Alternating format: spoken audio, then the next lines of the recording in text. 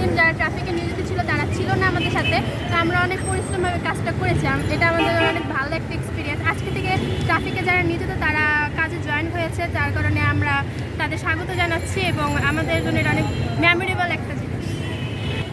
দীর্ঘ 6 তারিখ থেকে এখানে দীর্ঘদিন ধরে কাজ করতেছি। তো আমরা এখানে আসার পর দেখেছি এখানে অনেক যারা আছে, যারা সংঘাতক, তারা এই জিনিসটা জানতে পারে। গত কিছুদিন একটা বিশেষ কারণে আমাদের ঢাকা মেট্রোপলিটন পুলিশের কোনো ট্রাফিক ডেভেলপমেন্ট ছিল না।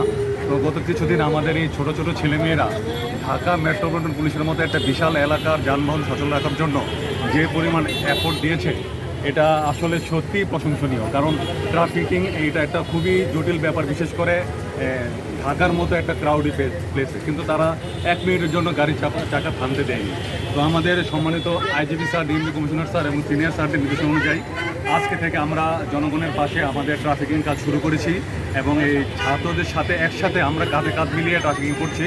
এবং এতে করে আমি মনে করি তারা তো ইয়ং জেনারেশনের প্রতিনিধি এবং তাদের সাথে পুলিশের যে একটা সাইকোলজিক্যাল গ্যাপ, সেটা অনেকাংশেই কমে যাবে। আর কিছুদিন তাদের সাথে এভাবে আমরা কাঁধে কাঁধ মিলে কাজ করলে তারাও বুঝতে পেরেছে যে পুলিশিংটা কত কষ্ট, বিশেষ করে ট্রাফিকিং। প্লাস আমরাও তাদের যে ইয়ং জেনারেশনের যে তাদের সাইকোলজি, সেটা বুঝতে পেরেছি। এইভাবে বাংলাদেশ পুলিশ এই ছাত্র সমাজের সাথে কাঁধে কাঁধ মিলিয়ে সমৃদ্ধ বাংলাদেশের পথে এগিয়ে যাবে, এই কামনাই করছি।